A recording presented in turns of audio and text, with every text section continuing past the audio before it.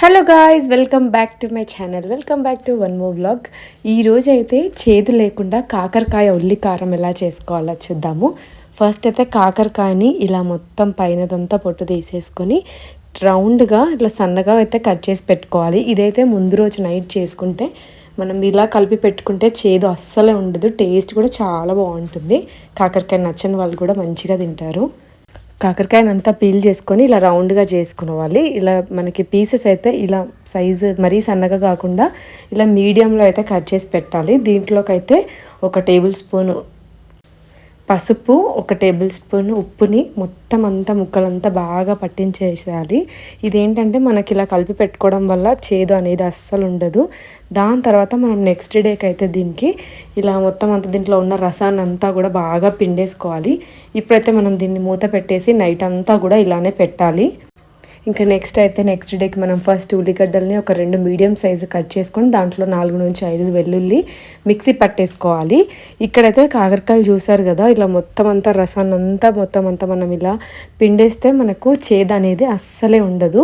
ఇప్పుడైతే స్టవ్ పైన మూకుడు పెట్టేసుకొని దాంట్లోకి 4 నుంచి 5 టేబుల్ స్పూన్ కొంచెం ఆయిల్ ఎక్కువే పడుతుంది దీనికి. ఆయిల్ వేసుకున్న తర్వాత కాకరకాయ ముక్కల్ని రసం లేకుండా వేసుకొని ఇలా మొత్తం బాగా క్రిస్పీగా అయ్యేంత వరకు అయితే ఫ్రై చేసుకోవాలి. ఒక 20 నుంచి 25 నిమిషాల వరకు అయితే పడుతుంది. సిమ్లో పెట్టుకుంటే మనకి ముక్కలు అనేవి చాలా క్రిస్పీగా వస్తుంది. ఆయిల్ కరెక్ట్గా 4 టేబుల్ స్పూన్ వేస్తే సరిపోతుంది. చూసారు కదా, మనం డీప్ ఫ్రై చేయకున్నా కూడా మనకి మంచిగా ఫ్రై అయిపోయాయి కాకరకాయ ముక్కలు అయితే. వీటిని అయితే మనం సపరేట్ ప్లేట్లో అయితే తీసేసుకుందాము.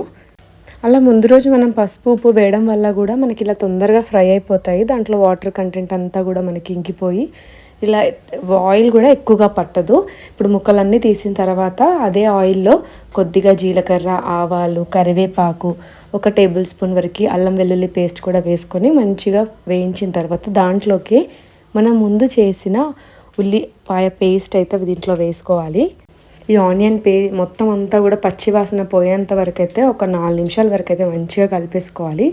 మనకి పైన ఆయిల్ తేలుతున్నప్పుడు దీంట్లోకి వేయించి పెట్టిన జీలకర్ర పొడిని, కొద్దిగా ధనియాల పొడి, 1/2 టేబుల్ స్పూన్ గరం మసాలాను వేసుకొని జస్ట్ ఫ్లేవర్ కోసం యాడ్ చేస్తున్నాను. ఇది కంప్లీట్లీ ఆప్షనల్. ధనియాల పొడి మాత్రం ఖచ్చితంగా వేసుకోవాలి. ఇదంతా బాగా కలిపేసుకోవాలి. ఇలా 4 నిమిషాలు మనకి మొత్తం ఇలా ఉడికిపోయిన తర్వాత మంచిగా ఫ్లేవర్ అనేది మనకి బాగా వస్తుంది. ఇప్పుడు దీంట్లోకి చిటికెడు పసుపుని కూడా యాడ్ చేసుకోవాలి. ఇదంతా బాగా ఫ్రై అయిన తర్వాత కారం అయితే మనకి ఆనియన్స్ వేసాం కాబట్టి మరీ ఎక్కువగా ఏం పట్టదు. నేనైతే ఇక్కడ ఒక 2 టేబుల్ స్పూన్ వరకు అయితే వేసుకుంటున్నాను. మీడియం అనమాట కారం ఇది. మీకు కావాలంటే కొంచెం ఎక్కువ కూడా యాడ్ చేసుకోవచ్చు. అలాగే రుచికి సరిపడా సాల్ట్ని కూడా యాడ్ చేసుకుంటున్నాము. అలా 2 నిమిషాలు ఫ్రై చేసిన తర్వాత మనం ముందు వేయించి పెట్టిన కాకరకాయ ముక్కలను కూడా దీంట్లో వేసుకోవాలి.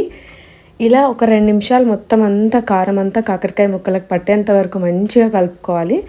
ఇలా కలుపుకుంటే మనకైతే ఇది ఆల్మోస్ట్ రెడీ అయిపోయినట్టే. ఇలా మన గ్రేవీలా ఫ్రైలా చాలా టేస్టీగా ఉంటుంది. ఇప్పుడు లాస్ట్లో ఫ్రెష్గా కడిగి పెట్టుకున్న కొత్తిమీరని కూడా యాడ్ చేసుకుంటే టేస్టీ కాకరకాయ ఉల్లి కారం అయితే రెడీ అయిపోతుంది. ఇక్కడ మీకు కావాలంటే లాస్ట్లో కొంచెం కొబ్బరి పొడి కూడా యాడ్ చేసుకోవచ్చు ఎక్స్ట్రా టేస్ట్ కోసం. నేనైతే కొంచెం యాడ్ చేశాను. అస్సలు చేదు అనేది అసలే ఉండదు. ఇలా ఒక్కసారి చేసి చూడండి, టేస్ట్ చాలా బాగుంటుంది. లాస్ట్లో 1 టేబుల్ స్పూన్ కొబ్బరి పొడి వేసుకొని మళ్ళీ ఒకసారి కలిపేసుకుంటే మనకైతే ఉల్లికారం కాకరకాయ అయితే రెడీ అయిపోతుంది. చాలా బాగుంటుంది ఇది చపాతీకైనా వేడివేడి అన్నంలోకైనా కూడా. ఒకసారి ఇలా ట్రై చేసి ఎలా ఉందనేది నాకు కామెంట్స్లో చెప్పండి. వీడియో నచ్చితే please do like, share and subscribe to my channel. Thanks for watching. Bye.